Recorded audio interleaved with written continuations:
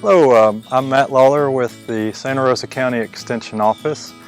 I'm the commercial horticulture agent, so I get to work with tree farms, I get to work with landscapers, and also get to work with small vegetable farmers and fruit crop farmers. But today we're going to do a short segment on planting a tree. So I'm here at Baghdad Mill Site Park, and we've got a red maple tree that we're going to plant.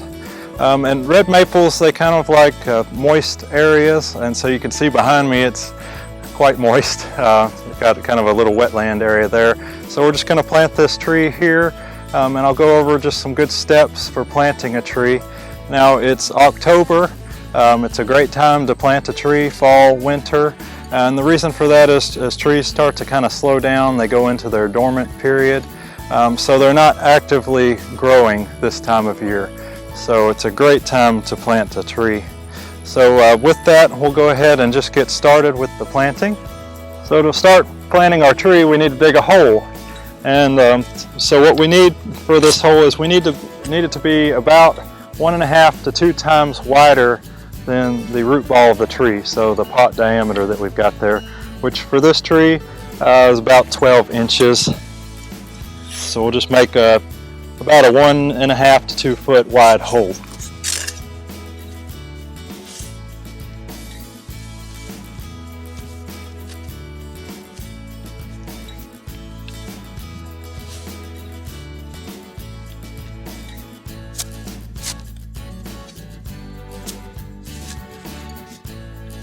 So the depth of the hole is also important. We want it to be just slightly shallower than the height of the root ball. So not going to be more than really a foot with this particular tree. And we also kind of want to break up the side walls of the hole. This is more of a heavier soil, so it's like a clay soil. And we want those roots to be able to penetrate into the soil.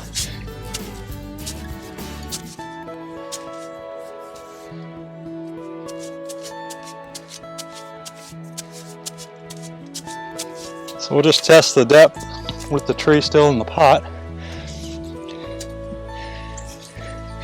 We can go a little bit deeper.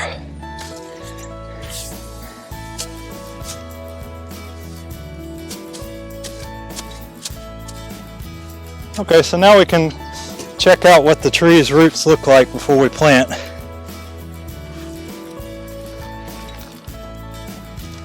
And sometimes when we have trees that have been in the container too long, we get encircling roots. People call that root bound. This particular tree doesn't have much of an issue. We will break up the roots slightly, but we can see it's got a lot of young, healthy roots just on the outside of this root ball.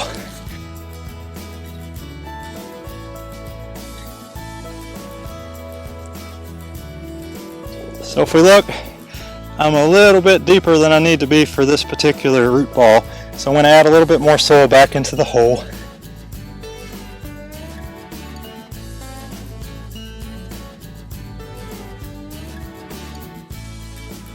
And this is a wetter soil, so this tree is going to sink. So if anything, we want to plant it a little bit too high, or what we think might be high, and it'll sink down into the soil over time.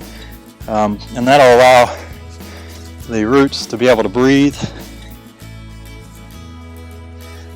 Trees need oxygen and carbon dioxide, so the roots need some oxygen. They don't want to sit in something that's just really wet all the time. And planting a little bit high is going to help alleviate some of that issue. So we've got the depth of the hole about right. And the next thing we want to look at is just kind of the form of this tree and how we want to face it. We want the pretty side to be pointing towards the road in this case, but it could be you want it pointed towards your house if it's in the backyard, something like that. So we'll just kind of turn it and try to find where it's got the best branching that'll face out. So with that, I'm just going to fill the hole in with the native soil. And the reason we don't want to use some sort of potting mix or sand or some other soil that's foreign to this area is it won't mix well with the native soil that's already here.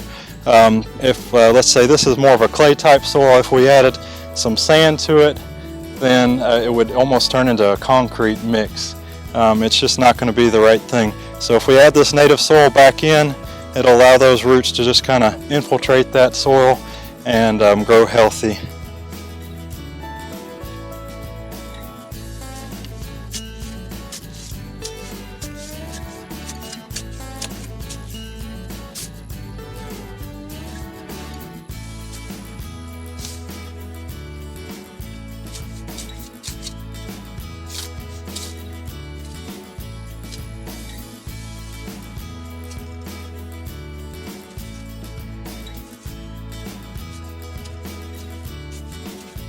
So now that I've got the hole filled back in, the one thing I want to alleviate is some air pockets, because we've already talked about the tree settling. If there is air spaces in this soil that weren't there originally, then this tree could fall down into this hole farther than we want. So we'll use the back end of the shovel to break up some of those air pockets that could potentially be there.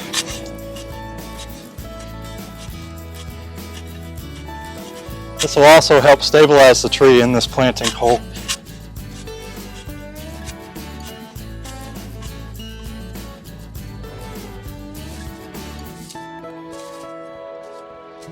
And you can see the tree kind of settling into place. And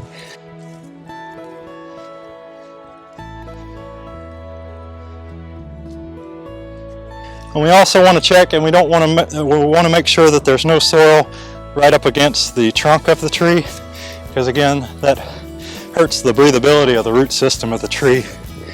So we'll just kind of check for that. We'll just kind of bring any soil, and this one from the nursery came with a little bit too much soil packed around the trunk of the tree, so we're going to pull some of that away and leave some of those smaller, newer form roots just exposed, and they'll either root down into the soil or they'll just slough off over time, but it's no problem. We've got a healthy root system underneath. Now in a home landscape setting, a lot of times we would recommend mulching around this tree. This is just kind of a native setting, so we don't need to really use mulch. If you were to mulch, we do the same thing as we just did with the soil. We don't want to have mulch right up against the trunk either. The final step in the actual planting of the tree would be to water in. We've got a really moist site. I'm not too worried about that today, but if you're planting at home, you'd probably want to just come in with a hose and just kind of flood the area with water, and that'll also help the tree settle into place and keep it from settling down too far in the future. But one thing that I did notice when I picked this tree up is that it has quite a few branches that are going straight up from this trunk, and with a tree like this, we want one single leader is what they call it. So we want one main trunk that everything branches off of. So you can see here we've got 5 that are competing for that spot. So what I wanted to do next is just remove some of these extra potential central leaders, and we'll just cut them out completely. And this is my healthiest one, so I'm just going to leave him and let him become the central leader.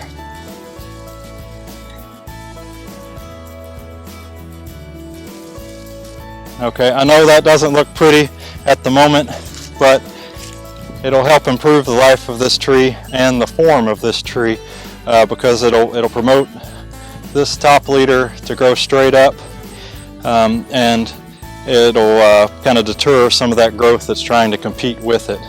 The only final step is I did notice that the tag from the nursery is still on this tree, and we don't want to leave that on because it can constrict the trunk and just make for a gnarly looking tree. But I want to thank you for joining me today on this short little tree planting demonstration, and I hope you enjoy the rest of the Santa Rosa County farm tour.